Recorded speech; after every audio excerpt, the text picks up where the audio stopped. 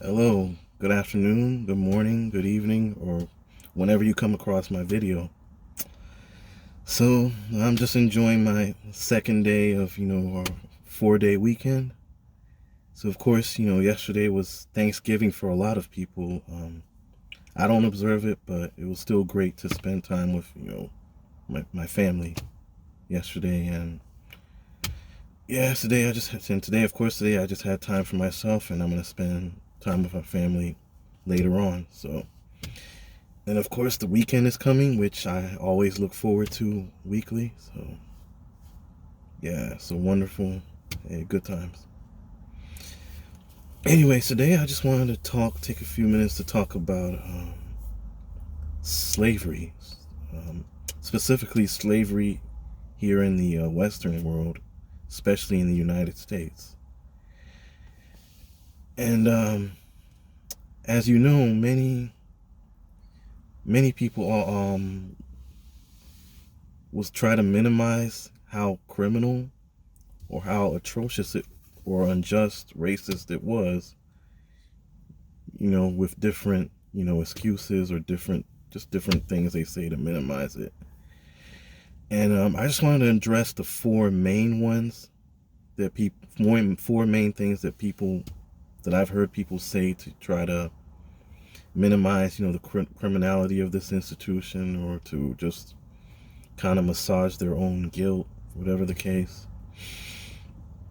So I'm gonna do it, one by one, and I'm just doing this based on my own knowledge of slavery from, books, movies, history classes, whatever, throughout, the last 26 years since my childhood. So now the first one that I want to address, I often hear not a justification, but I hear people say that there was slavery in all societies. Okay, yes, that is true. There has been forms of slavery in every society, every part of the world since the beginning of, humankind. But the slavery here in the United States I feel was unique in a number of ways. Slavery here in the West, and especially in the United States, it was based on an entire race of people being considered inferior to another. See, and even the whole idea of plantations is very unique to slavery in the United States. We had whole plantations.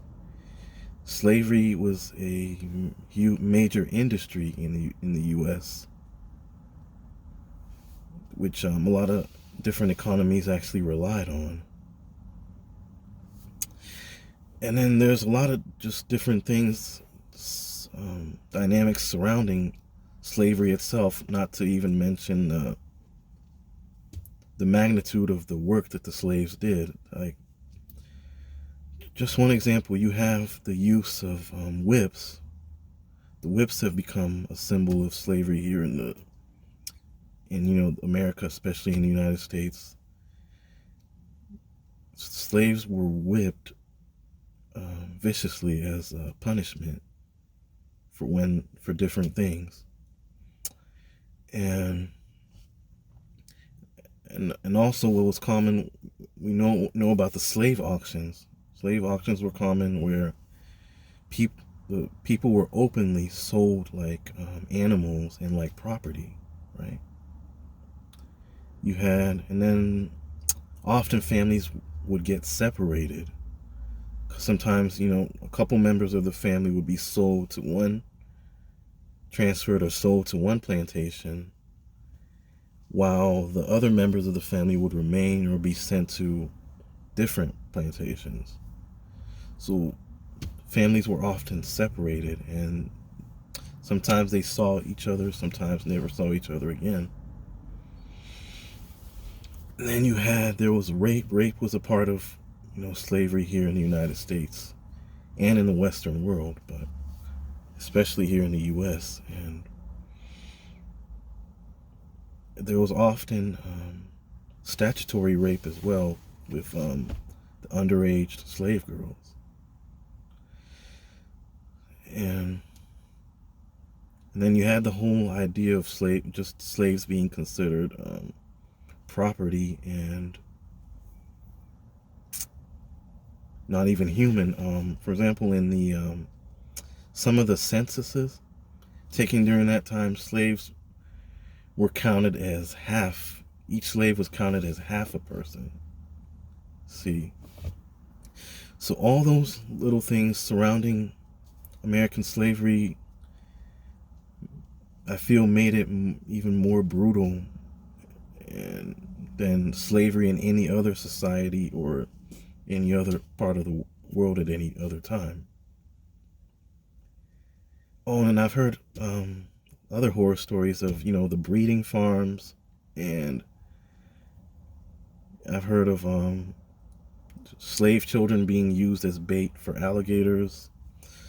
So all those things made it more atrocious and brutal than slavery anywhere else or any other society. So if I happen to be wrong on that, please correct me after you. Yeah. So that's the first point I wanted to address. Now the second one is I probably hear this probably more than the first one. You always hear that Africans sold their own people into slavery. Okay, that's true. That's fair. That's true. The African chiefs and kings did indeed sell, their captives, prisoners of war. They did indeed sell them to the slave traders and Europeans to be transported to the New World. But think about it. I mean, for a sale to take place, there also has to be a buyer, right? So there's two parties involved. And I mean, also if someone is selling something, do you have to buy it? Are you forced to buy it? No, you're not. Like when you go to, the store, like for example, Walmart or Giants or whatever, do you have to buy one of everything in the store? No, you don't. You just get whatever you want or whatever you need from the store. That's it. Or when you go to a shopping center, do you have to go into like every store to buy something? No. You only go into whatever store that you need to or want to go to.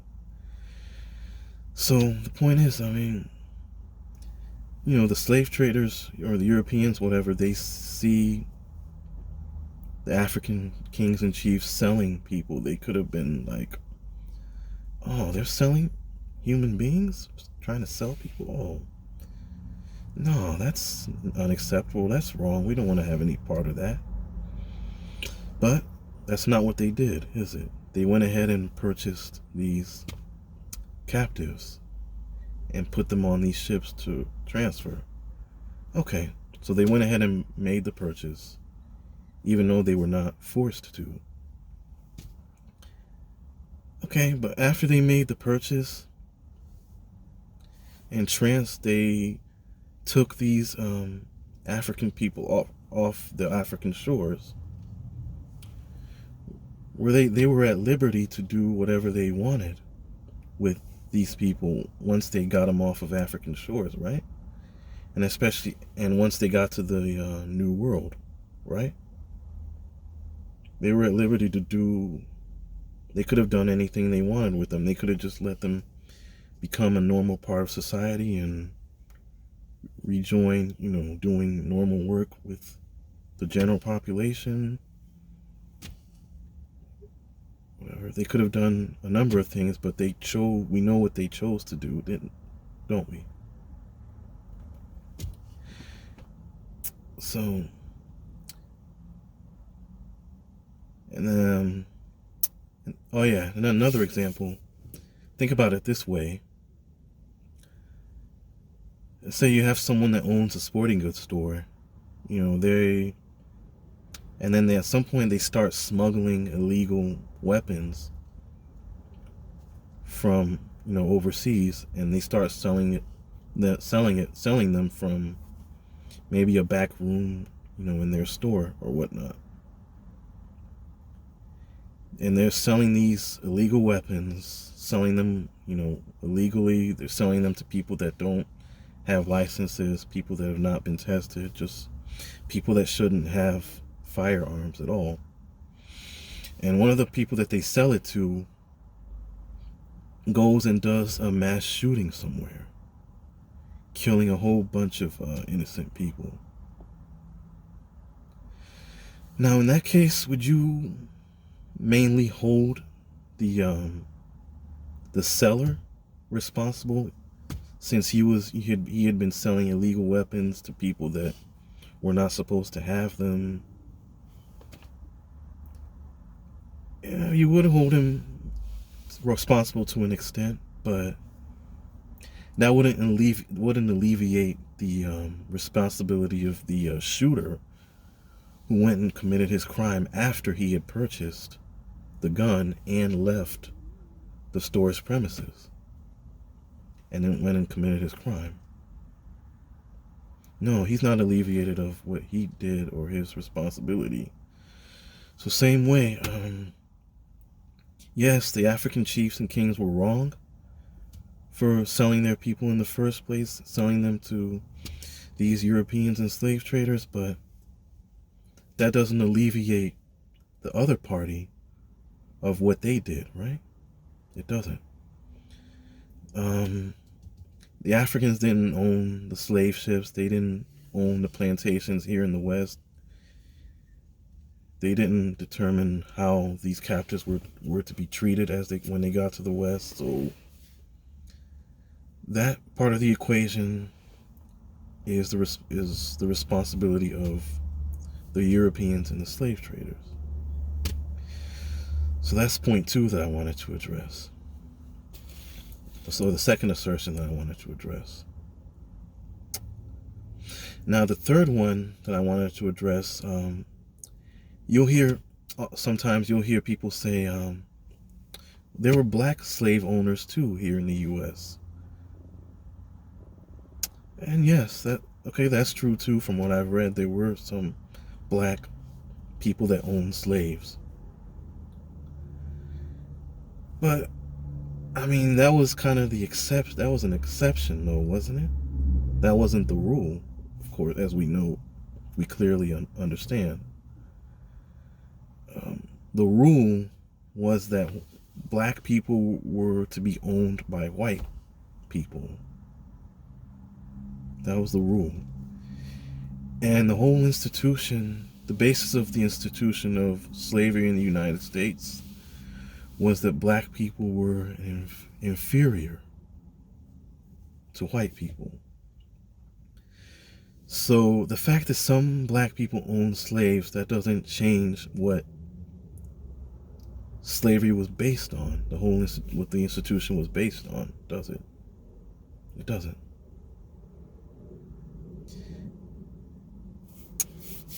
And it's just like, yeah. Nah, I'll leave it at that. I think that's enough.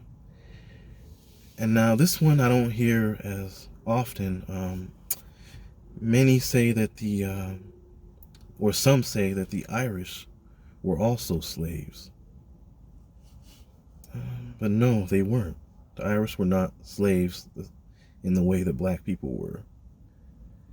The Irish that came to the United States, they actually signed contracts, voluntary contracts. It was their own choice to go into these contracts to work for a number of years.